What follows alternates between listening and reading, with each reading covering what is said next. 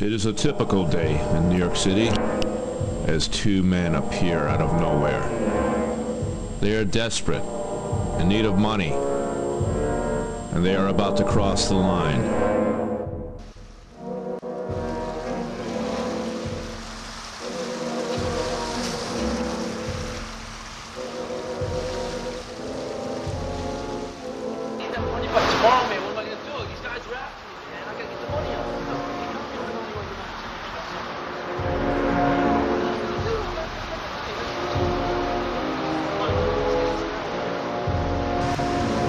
They spot an unsuspecting would-be victim. He is walking the banks of the Hudson River. He is Master Greg Alland.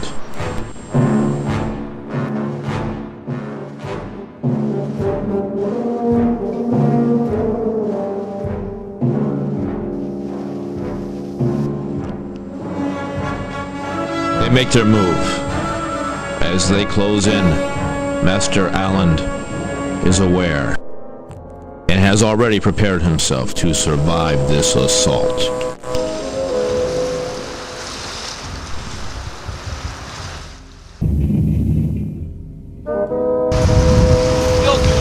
give us your money, man. We're country, man. We're not here to play, all right? We want your money, that's all we want. Hey, I never thought I'd be in a situation like this. No problem. It's right here in my coat. You can have it.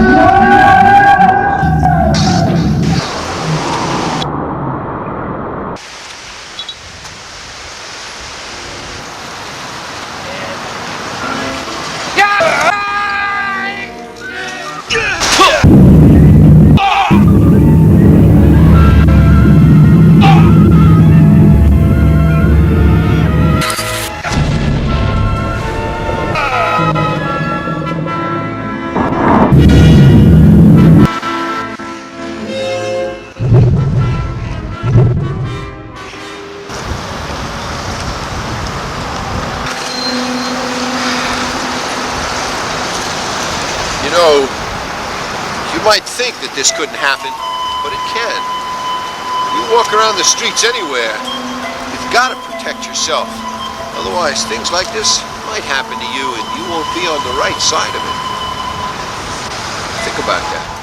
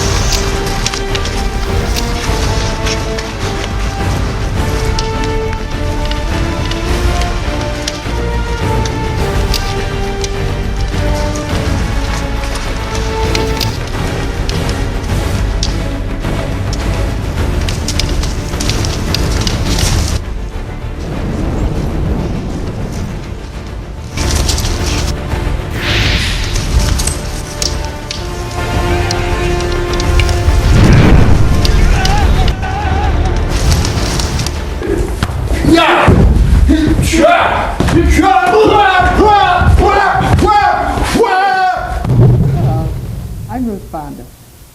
With us today is Greg Alland. You may remember Greg from a previous show we did. He is an expert in the art of Kali Silat, and he's just recently come back from the Philippines.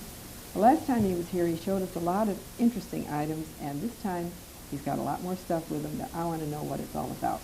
Nice to see you again, Greg.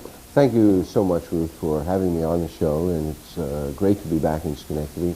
I always enjoy your program. I wish I could be here more and work with you more. You know, I do bring a lot of things back. This is one of the unusual things that I brought back from the Philippines. This is the tail of the stingray. The Filipino used to use this also as a weapon, and if you touch it, you can feel that the burr sort of runs in the opposite direction. Yeah, so it goes that's in right. is fine, but this way is not so good. So when you were hit, what would happen was the burr would pull your skin and just tear it enough so that the poison that was embedded would go in. What I liked about the stingray tail, it's a leather kind of feel to it, but it has a very nice little whipping sound that it makes, and of course it makes a little welt on your body when it hits you. I would imagine. Is this treated in any way? This one is not treated in any way, no. They just dry it? They just dry it and use it. And there's sort of a bone or cartilage still This in is it? the bone and the cartilage that's inside it. It gets a little brittle as it gets to the end, and they can break. But, you know, it just tears the skin a little bit when it Just enough. It's just enough. Yes. And it works quite well. The Filipino was also very adept at carving some of the woods that he used. The Filipinos were very fond of using. This is a redwood, and they carve these woods a lot because they're very easy to carve. Here it has my name on one side and Dos Parties on the other.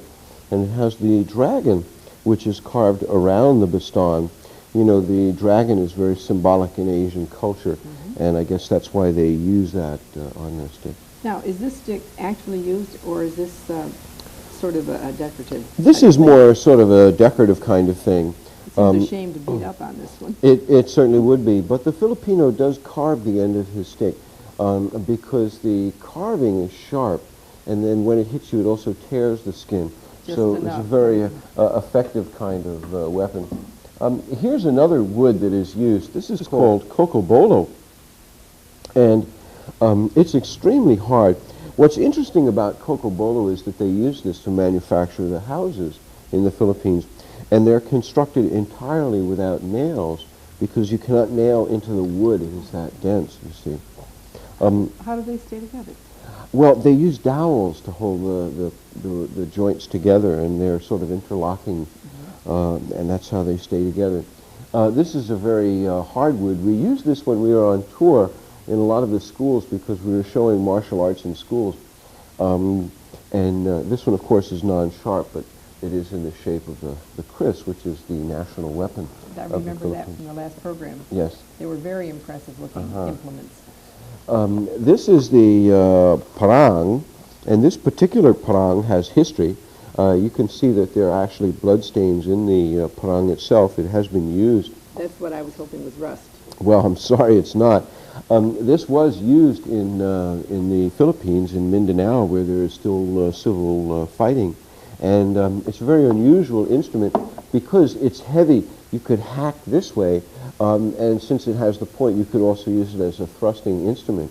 But you notice that it's very short, so a lot of times, even though you may be in close, where you couldn't use the blade, you would use the tip or the handle of the weapon itself. Would they then use that perhaps if you're at this point of your attack? That's right. Then you go this way. When you're and right then in you can close, right, where you would pull down this way and then perhaps thrust this way, or hit and then hack this way. I think that would definitely do the job. It would definitely do the job. And those are still used. These are still used. What's very interesting about the Filipino is that the weapons that he has employed has been used over a long period of time. You know, the civilization of the Filipino is ancient, goes back thousands of years. Their written language was Sanskrit, and they had a whole civil obedience kind of laws that people followed. They were cultivated and civilized, and many of their games and warrior dances were things that helped them to survive in their life. This is the bolo, and this is a current issue that they use now. This is very sharp, and it's used for getting through the jungle, but it is pretty much one of the same issues that they issue today, and it has been used similarly over civilization's time. I would suppose, excuse me, but since their weapons have been so effective for hundreds of years, I would presume, there wouldn't be much sense in changing it at this point. That's right. They wouldn't. You know, when the Spanish came in the 1500s, they had prohibited the use and the carrying of these blades because of the battle that had taken place in Mactan. And I think we mentioned it. But the Filipino chose to surrender so he could continue fighting, because it was evident to him that the Spanish was going to destroy everything. And that's what they did. They burned the history books. They tried to completely destroy the culture. The Filipino kept it alive in very unusual ways. And we see that in their candle. This is a little candle. And what they do is they put the candle in their hand, and then they dance, turning the candle around and over. And these kind of movements are Aikido-like movements that they see in Aikido, but they're also used in the Philippine martial arts, because all arts are the same. You really call upon every single art whenever you use your art in a practical situation. That is to say, if somebody had grabbed your arm, you would use those kinds of movements to remove the hand. And they had hidden these techniques in games like the candle dance. Concealing it in the dance. That's right. So this move, These moves were it's simply a beautiful move, is that's also right. an effective An move. effective move to release yourself or to become evasive. The yo-yo is a very interesting kind of instrument in the Philippines. It also was a weapon. And it represented the loop-to-loop that you see, represented the movements of the baston, the twirling of the baston. So it was those kinds of things that were really the same. I never, ever have heard of a yo-yo being a weapon, or even, a hidden message in it. Well, the yo-yo, Fascinating. the yo-yo was first discovered in the Philippines, or invented in the Philippines, I should say. And what was interesting about the yo-yo is that the Filipino would climb up on top of the coconut tree, would hide there waiting for the pig to walk by, and would throw a coconut filled with rocks or something that was stuck into the coconut and try to kill the pig that way. And what he found was that every time he threw the coconut, he had to go back down the tree, get the coconut, and come back up. So what he did was he tried this rope around the coconut, and that's how the history of the yo-yo began. That is absolutely fascinating. Well, I have another little piece for you, too, which is also relates to the kid games, Ruth. You've seen, I'm sure, in some of the schools, and I'm sure some of our audience members have been practicing the hacky sack, they call it in America. In the Philippines, it was called the sipa-sipa, and these represented some of the kicking techniques. Because everybody in martial arts says, oh, well, what kind of kicks do you do? Well, in the Philippines, all of the kicks are low, but when you look at the hacky sack movements, those kicks were low also, and they're very effective. What is hacky sack? Well, hacky sack actually is a small leather bag filled with a weight of some sort, usually a pebble or a bean. And what they would do is they would kick it up with their foot. In the Philippines, they used a coin, and they tied to the coin feathers. Mm-hmm. And they would just keep snapping the coin with their foot. They're only allowed to hit it with their foot or their knee, and just keep hitting it up in the air, and it would just keep going. And that represented some of their practice, which they also put into a dance, that dance called the tinakaling, where you see the same methods of practice. But that's true about all cultures, whether you're looking at the Filipino culture or you're looking at ballet, the European culture. You will see that there are movements which are very similar to those kinds of moves that one would use in a combat situation. In the Philippines, they have something that I've seen in all the cultural demonstrations like that, and that's where they have the parallel bars. The bamboo poles. And they dance and jumping. Is there a message in that too? Well, this is the tinakaling. They call it the tinakaling. And this represents, again, some of our basic practice of the footwork. When you dance through the poles, it was important not to look at the poles and to go with the rhythm of the music. But, of course, the movement of the foot was the same that we did. And when my teacher began practice in the early 40s, he began practice the same way. They came to hit you at your foot, and you had to move your foot, much in the same rhythm. And as a matter of fact, we have a drum here today, and we'll be showing you some of the music that we use in the Philippines, and playing some of the gong music as well that we have and have had on the shows. I think it's really amazing that there are so many hidden messages and some of the stories behind what look like just standard knives. And if you haven't studied the culture at all, you don't know any of these things. And I'm so glad you come around to tell us. Well, it's really a pleasure to be here and to share this information, because all too often we overlook the Filipino culture, and the Philippine people are really our friends. When we were fighting the Japanese in World War II, the Filipinos were in the same foxholes as the Americans, fighting side by side. And this somehow has gotten forgotten. You know, there are a couple of bases in Subic Bay, which are United States bases. And these bases are there to help protect the free world. And they're in the Philippines. So we are really sharing our survival together in these times with the Filipino people. More so, I think, today than ever before. There are about 2 million people, 2 million Filipinos in this country, which is not a lot of people. But any hospital that you go to in this country, you will find a professional Filipino individual. Oh, yes. I had one of my surgeons, not that I've had that many surgeons in my life, but the last surgeon I had was a Filipino doctor. An excellent, excellent physician. And recently, my husband and I are also entertainers, and recently we were entertaining at what was a Philippine club.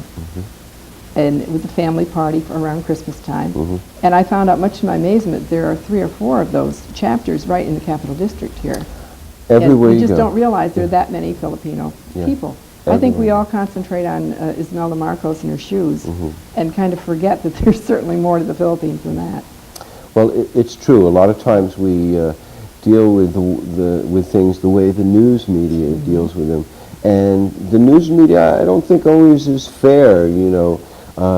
I know when they started talking about Imelda and her clothes and all of the opulence and everything that she went through, they forgot to mention a few things, that these people really did try to build a lot of roads and buildings and construct programs to help people and get people involved with the community. And I know when I first went to the Philippines, which was back in 1974, there was a green revolution. There was, a very strong drive in all of the Filipino communities to build and to construct and to develop farming and a rich green pasture, so to speak, because we all like to have a rich green pasture.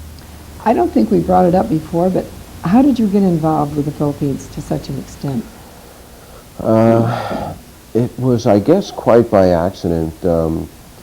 I was working in a hospital. I was a hospital administrator at the Jersey City Medical Center in Jersey City.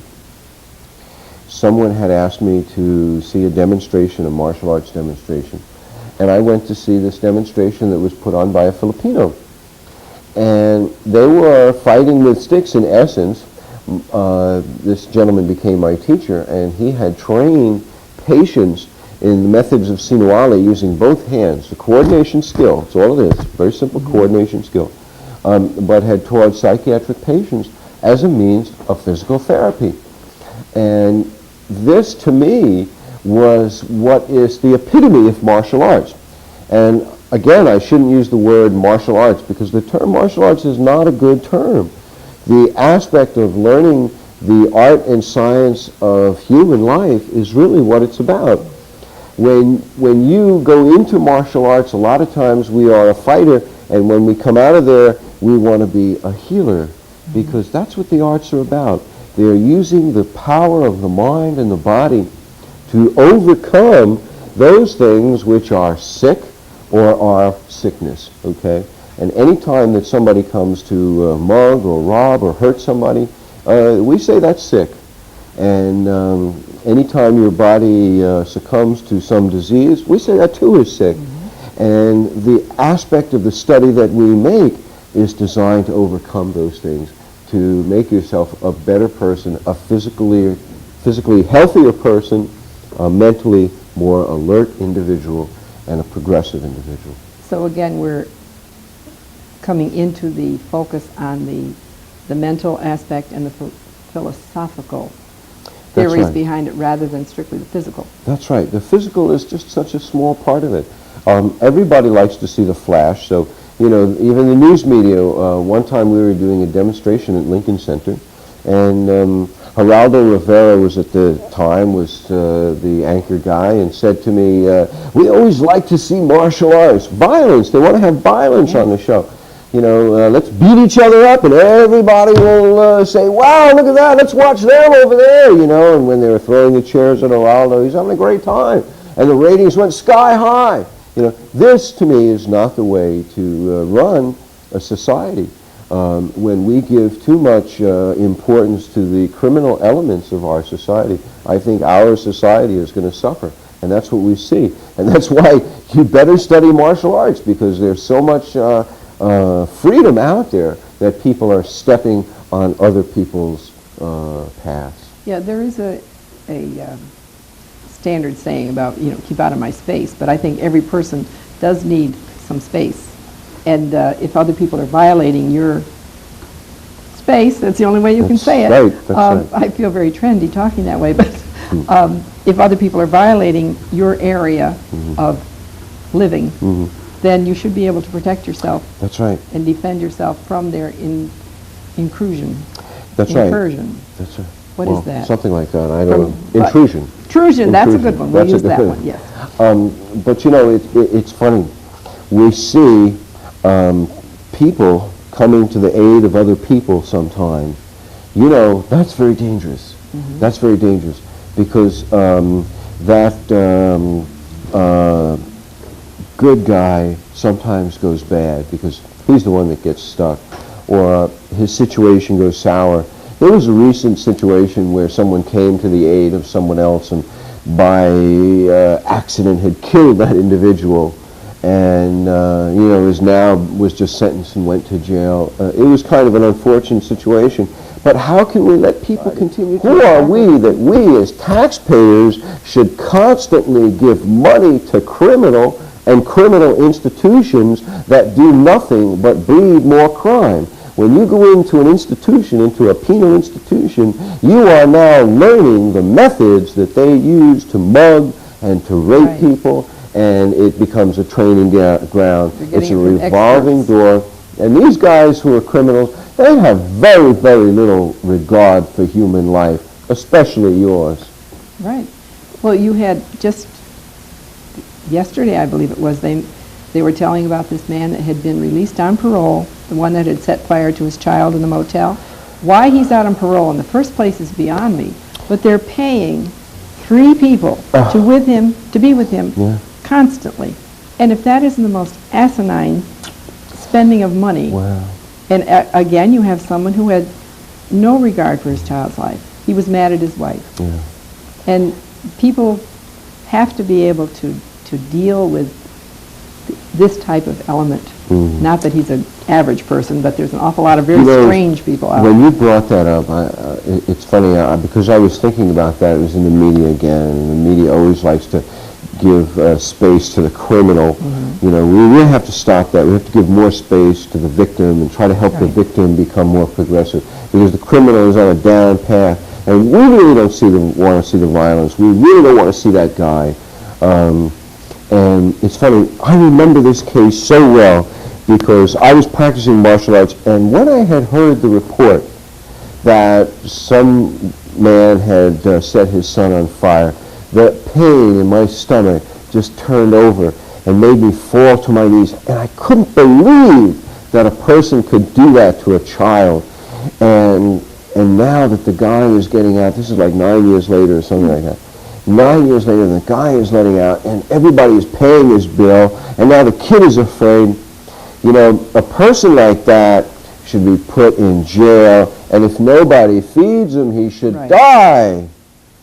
You know, and you know who's going to be criticizing us for this? Civil liberties people. Well, I'll tell you about the civil liberties people. The civil liberties people, they have the right idea. It's just that they're directing it to the wrong individual. The wrong side is That's getting all right. the privileges. The wrong side is getting the privileges. But remember, it's the wrong side that is constantly going through the system. So the policeman is faced with, and I know because I have policemen in my class, the policeman is faced with, well, here's a guy who's a criminal, he's going to pick him up and he's going to let him out. Now here's another guy, and he's not a criminal and he's doing something wrong, he's going to jail, okay? One of my students on 13th Street, between First Avenue and Avenue A, Avenue A and Avenue B, a very dangerous neighborhood in New York City. The cop comes by and gives out tickets to the cars that might be double parked or on the opposite side, the alternate side, whatever. And I'm saying to myself, how can the police do that when they're openly selling drugs, mugging people on these street corners, killing people on these street corners? How can they worry about this guy parking his vehicle over here and the guys over there are selling crack right down the block? On the corner. Right on the corner. And the cop has to sort of close his eyes. I can't understand that. No, again, it's the system that has gone a little cockeyed because people, I think, are intimidated by the power or assumed power of people who are in the drugs, and they keep thinking, well, they've got this one behind them, and if I tell this one, then I'm going to get attacked, or they're going to get me in the nighttime or my family, and they're running on intimidation. So again, we're back to being able to defend yourself. You're by yourself, that's right. You have to know how to be evasive, how to get away. You don't really want to go out there and fight with somebody, but you have to know how to get away. And it's not going to get safer. It's going to get a lot worse before it's going to get safe. I have a prediction that I've been carrying around with me, that there's going to come a time in our society in the next maybe 5 or 6 years, if it's not happening right now, where there will be people who will be killers. And they will be so desperate for drugs and for money that they may run up to you in broad daylight, kill you, take your purse, your wallet right away, and skedaddle. Okay, and there's very little that's going to stop them from reaching that aspect in our society if we don't stop and take a look at what we've done. And I know we don't have much time left, but I'd like to show you what we've done. We've made our society a drug-infested society because we advertise Anacin, take a couple of aspirin, etc., etc. And as a young child, we grow up, swallow a couple of pills, feel better, okay? So when you get to high school and junior high school, it's very hard because the kid is saying, take this, you'll feel better. And you know that's what your mom always used to say and your dad always used to say, so take this, you'll feel better. I never said to my kids, take a couple of aspirin, you'll feel better. Never. I said, here, let me help you. Let me massage you a little bit. Let me share your element with you. I remember one time my daughter had a temperature. My daughter's 15 now. When she was about 5, 6 years old, she had a terrible temperature. I started to massage her, brought her temperature right down. Because we all have the power to help each other and heal if we only take the time to see who we are in ourselves and to do something constructive for ourselves that can in turn do something constructive for someone else. Because I'm not important until I can share my importance with you and with you. Well, on that note, I think it's a perfect time to call this to a close, and I hope we get to talk again, Greg. I hope so too. Thanks so much for having me on the show. Thank you for joining us.